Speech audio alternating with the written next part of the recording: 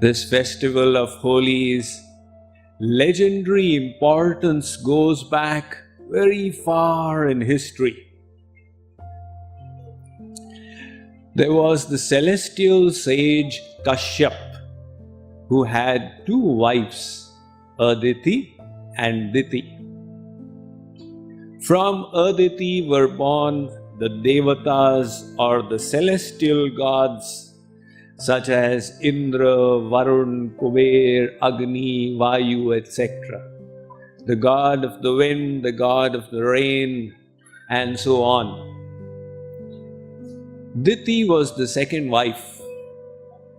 Once overcome with desire, Shri approached Kashyap in the late evening time to satisfy her desire. Kashyap was at that time engaged in austerities, and he chastised his wife, saying that this is a very inauspicious moment. Intersection between the day and the night, the dusk period, is not meant for such enjoyment.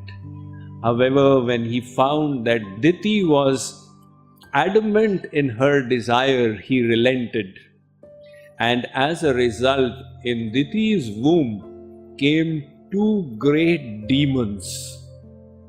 When Diti came to know what had happened, she endeavored her best that they should not take birth, and she kept them both in her womb for 100 years.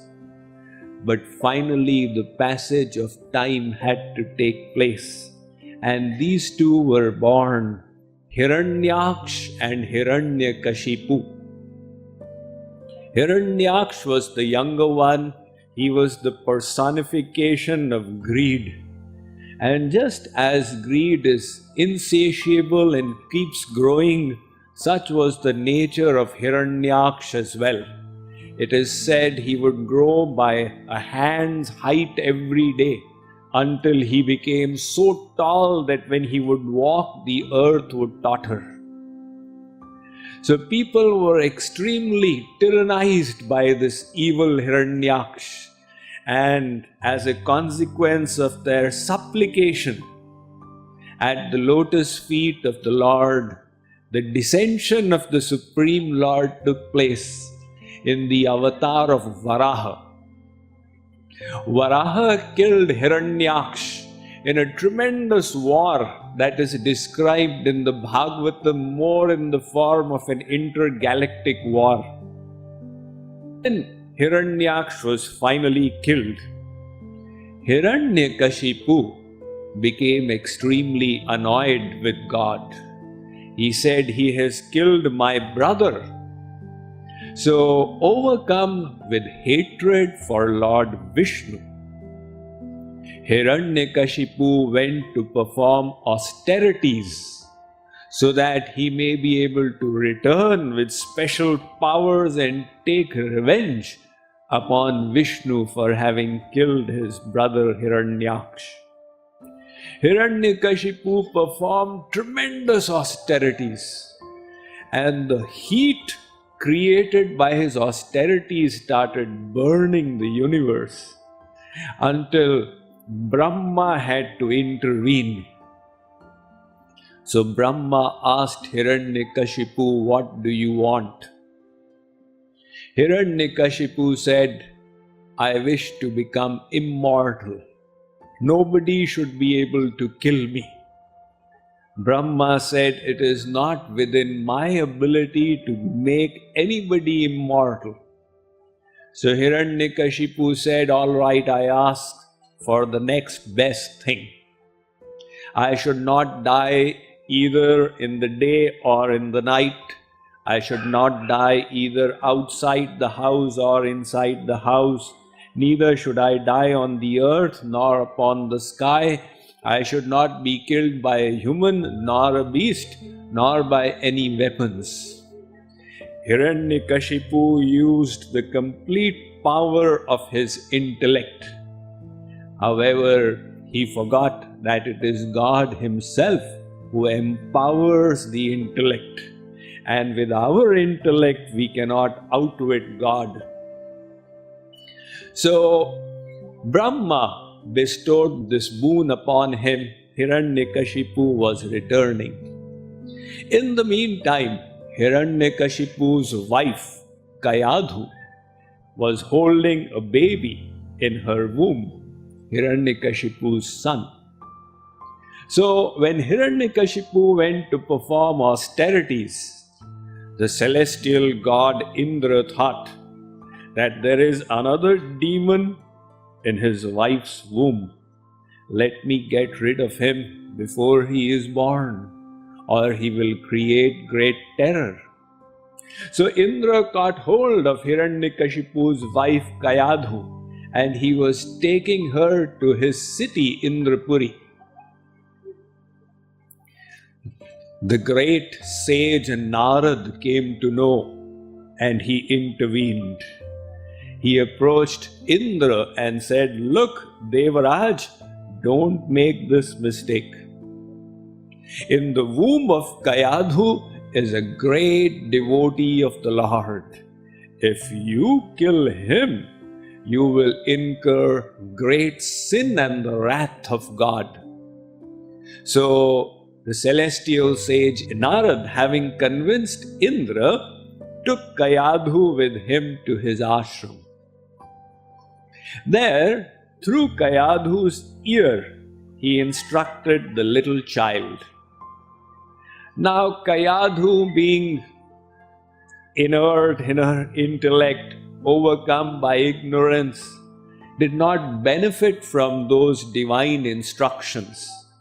But the child, Prahlad, in the womb heard them, contemplated upon them, and implemented them while yet in the womb. So when Hiranyakashipu, having received the boon from Brahma, returned, he found his little child. He was delighted. However, he found that Prahlad has this tremendous devotional inclination towards the Lord. So Hiranyakashipu did not like this. He called the children of the demon guru, Shukracharya, Shand and Amark, and he said, "Look, my child is growing up. Teach him the knowledge that is appropriate for a demon king. Sam, Dam, Dand, Bhed. How to cheat, how to create division amongst people, how to tempt and bribe others. This is the knowledge appropriate for him." Shand and Amark took Prahlad away to their Gurukul. There they would instruct Prahlad on the science of kingship, but Prahlad, being a saintly person, had nothing to do with it. So finally they thought that they have taught him all they know, and they brought him back to Hiranyakashipu. Hiranyakashipu, with great relish, took Prahlad in his lap, and he said, "My child, what have you learnt?" Prahlad said, "Shravanam, Kirtanam, Smaranam, Vishno, Padasevanam, Archanam, Vandanam, Dasyam, Sakhyam, Atmanivedanam, Iti Pumsarpita Vishnau Bhaktischennavalakshana." This statement by Prahlad, which is there in the Bhagavatam as well, the 7th canto, 5th chapter, 23rd verse, became famous later on. Prahlad described the 9-fold processes of devotion: hearing the glories of God, chanting them, contemplating upon the Lord, worshipping Him, praying to Him, making Him our friend, engaging in service to Him, and so on. So when Hiranyakashipu heard this, he was exceedingly annoyed. My enemy, the Lord Vishnu, is being worshipped by my son Prahlad. He took Prahlad and threw him away. and told Shand and Amark, his teachers, "What have you taught him? You have spoiled him. He is engaging in devotion to the Lord." Prahlad, he interjected and said, "O Father, devotion to God is not such an easy gift that it can be taught by these two.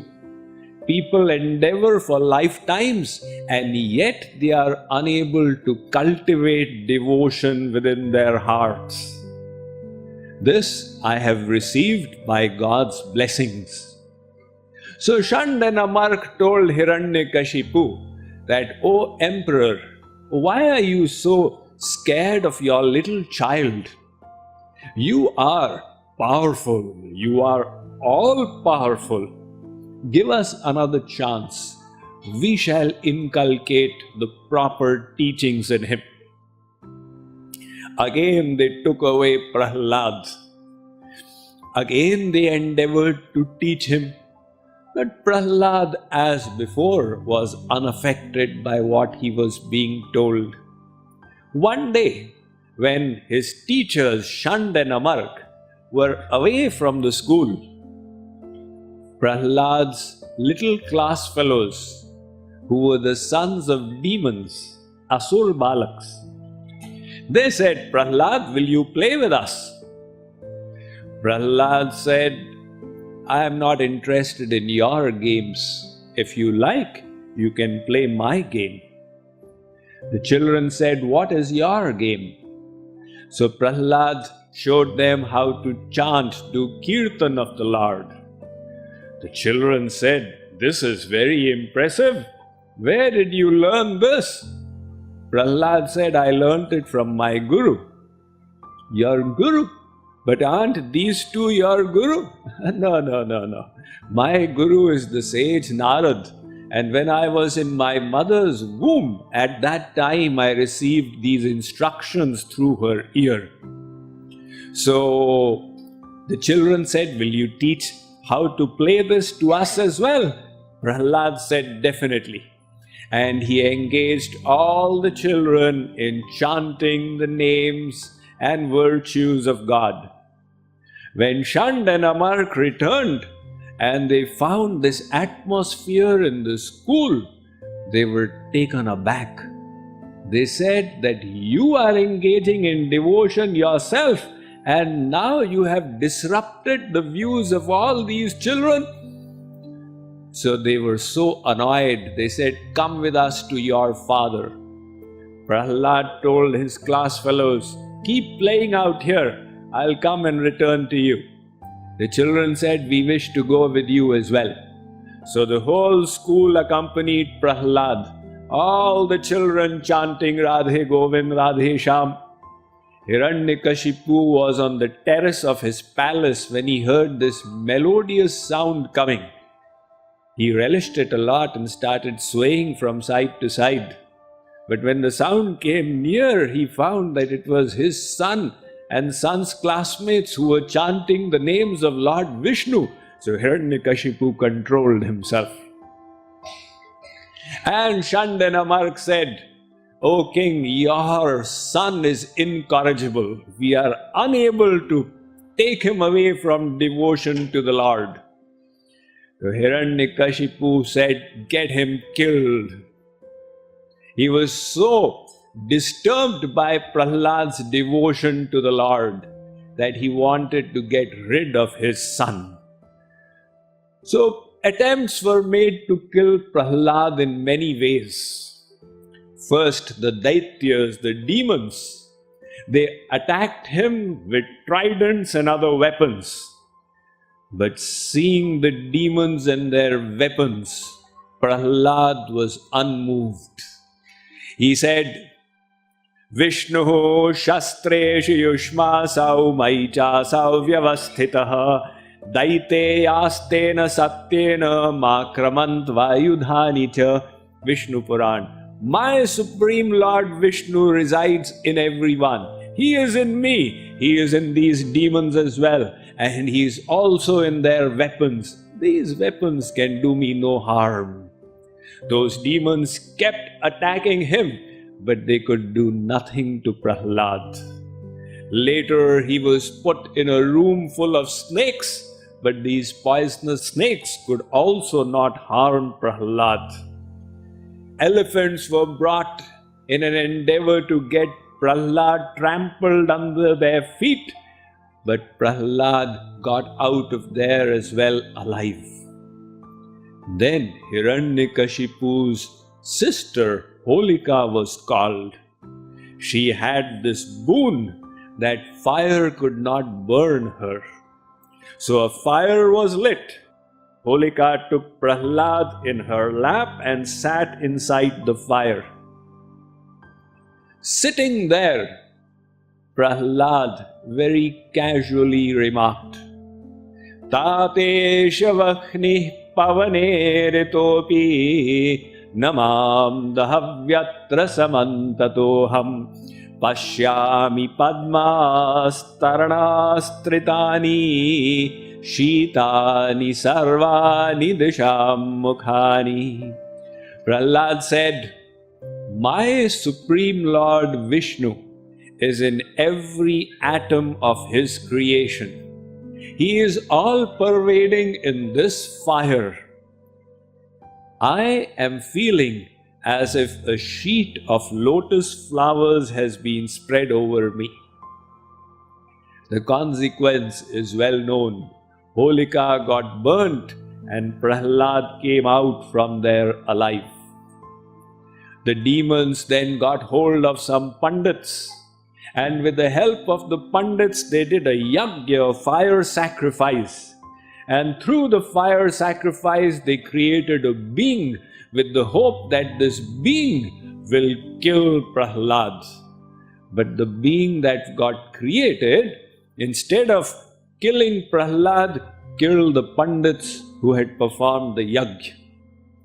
Seeing the dead pandits, Prahlad was moved to pity. And he said, Yatha sarveshu bhuteshu sarvavyapi jagadguru Vishnureva tadha sarve jivantvete purohita.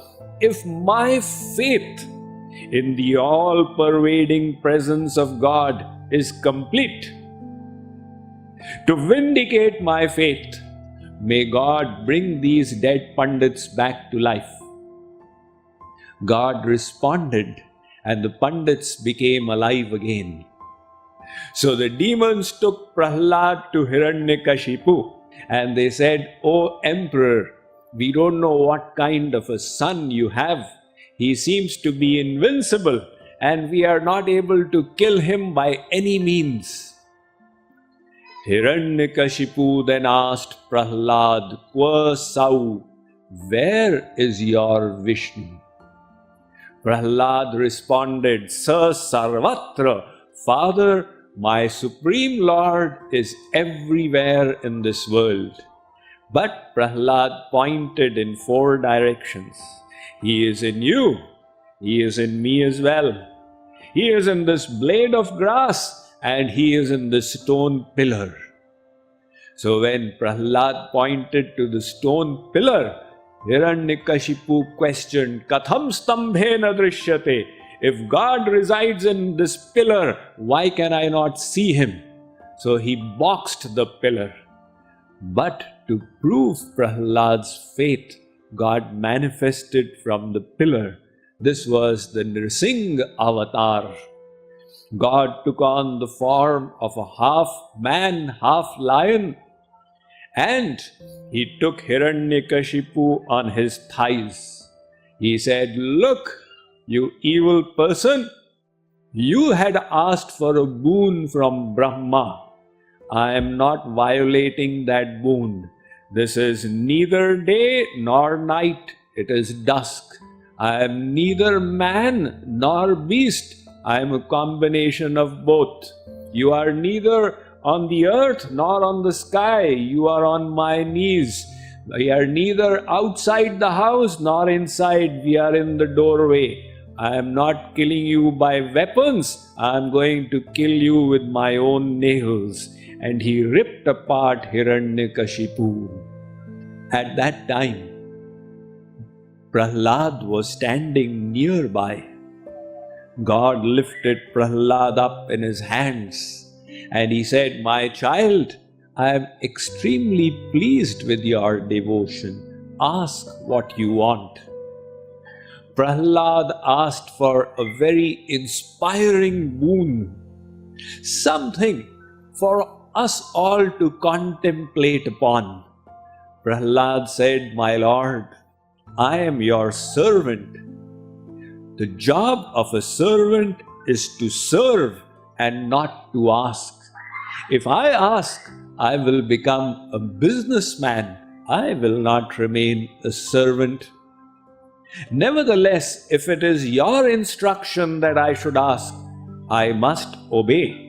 For it's the duty of a servant to obey the master's instructions. And my master, the Lord, is saying, ask. All right, my Lord, this is what I ask. Yadirasisha me kaman varans tvam varadarshava kamanam ridya sanroha bhavatastu vrine varam.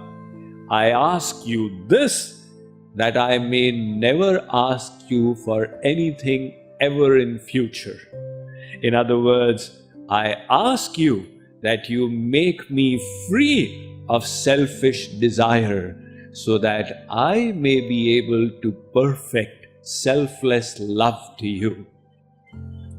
So, the festival of Holi is celebrated in the commemoration of God coming to protect his devotee. It is a celebration of faith and a reaffirmation in the protection that God offers to those who take his lotus feet as their only shelter.